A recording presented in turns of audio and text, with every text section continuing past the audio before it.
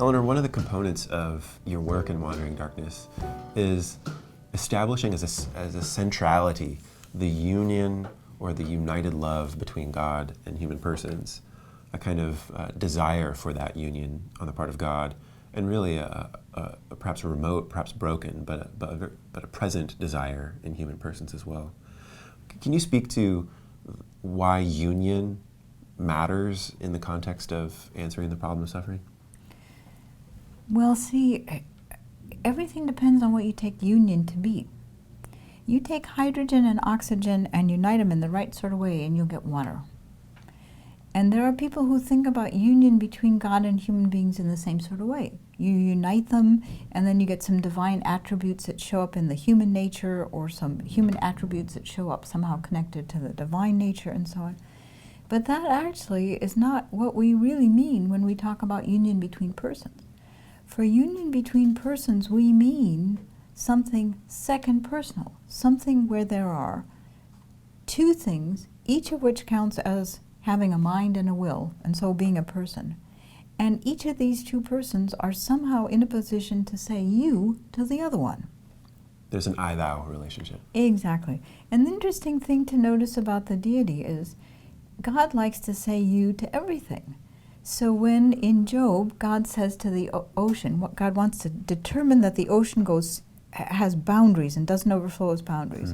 God speaks to the ocean with second personal address. Thus far your waves go and no further.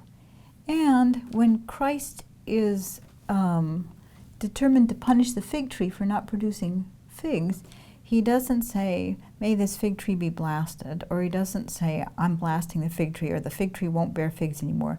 He says, no man eat fruit of you forever. He addresses the fig tree as you. And Jerome, commenting on a similar place where Christ rebukes the waves by saying to the waves, you be still, Jerome says, this is what it is to be God. These things are your creatures. And so you can say you to them, and they can say you back to God. That doesn't mean panpsychism is right, Jerome says. It means that that's what it is to be in a relationship of creature to creator. If even waves and fig trees can be addressed as you by God or the incarnate Christ, then see, we can also. And how much more? And how much more. And so union is a matter of being in a position, you might say, to share attention with God, to share face-to-face interaction with God. And the old lore about the fruits of the Holy Spirit goes like this. Every Christian, every person in grace has the indwelling Holy Spirit. And the fruits of the Holy Spirit begin like this: love, joy, peace. Love because your beloved is yours and you are his. Joy because you have joy in the presence of your beloved. And peace because what is more worth wanting than anything else is yours already.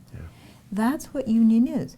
And you don't get love, joy, and peace because your beloved is yours and you are his, if all we've got is that you get some divine attributes. So people who think of deification or theosis as a matter of somehow underneath the level of consciousness you're getting some really cool stuff in your nature, they are missing what is actually on offer. What is actually on offer is to be in face-to-face relationship with your Maker who loves you.